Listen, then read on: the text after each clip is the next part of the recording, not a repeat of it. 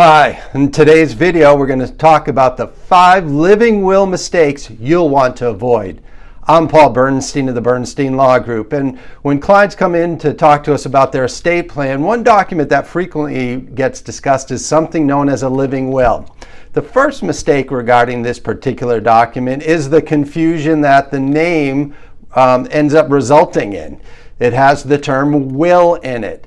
A living will is different than a last will and testament. So that's the first mistake, the confusion of those two documents. A last will and testament is regarding inheritances of property going through probate. A living will is a document that is your statement of intention that if you can't communicate and your condition is terminal and incurable, or you're in a permanent vegetative state, that you wouldn't want extraordinary medical measures taken, or if they're in place, you'd want them removed. What is often talked about from our clients as the pull the plug document. So mistake number one is confusing these very two different but important estate planning documents.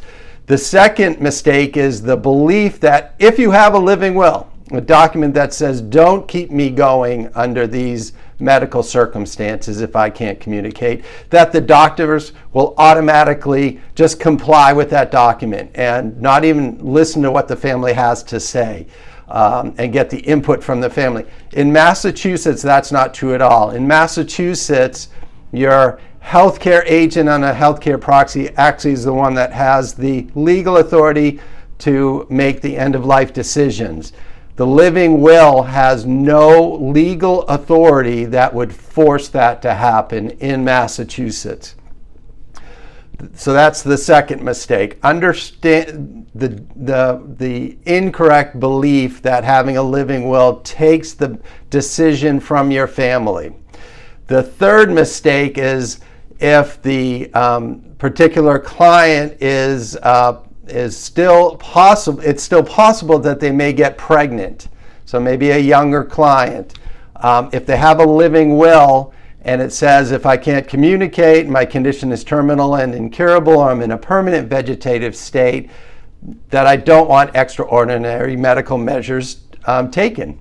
Well, if that client's pregnant, the thought might be very different, especially if the baby could eventually come to term and be born. So the third mistake in a living will is not having a clause we call a pregnancy override clause.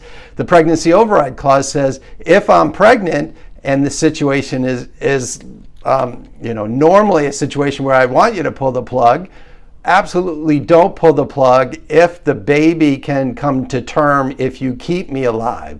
So that clause is saying keep me alive till the baby's born, and then once the baby's born, return to the normal living will language of removing the extraordinary medical measures that have been put into place. Very, very important clause, and that's the third mistake. The fourth mistake is putting too much in the way of details in your living will. Some people put in a significant amount of details. Under this circumstance, here's what I want. Under this situation, here's what I would want. Under this condition, here's what I would want. We've had clients that are doctors looking at that type of living will and saying they won't sign it. And when I asked them, why won't you sign it? It's really, really thorough. They said, because you can't list every possibility from a medical perspective that would result in someone being placed on life support. And I, as a physician, if I saw a document and the condition that we're faced with isn't on that document, I'd have to assume you thought about it and purposely left it off because you want to be kept alive. So we don't want to have details in that living will. You can put details somewhere else, but you don't want it in the living will. And the fifth and probably the most important mistake is not having a living will. They're so important. I just discussed reasons why they're not legally binding in Massachusetts. So why are they important? Because at the end of the day, what a living will is doing is removing some of the burden of what has to be one, if not the most difficult burdens that a human could have. Is it someone that I love's time? Is it time to let them go? By having a living will that state your intention, whether you don't want to be kept alive under those circumstances, or you would under certain circumstances. You're removing at least some of that burden.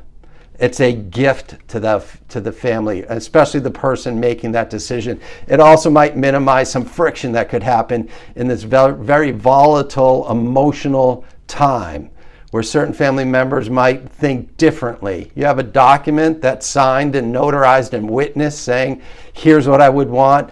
That really hopefully will minimize a lot of that potential friction and fighting between family members. Critical communication tool, and an amazing gift to your family and actually yourself as well. So those are the 5 mistakes you should avoid with a living will. I hope you found this informative. If you have any other questions or just not sure what to do, feel free to reach out. Thank you.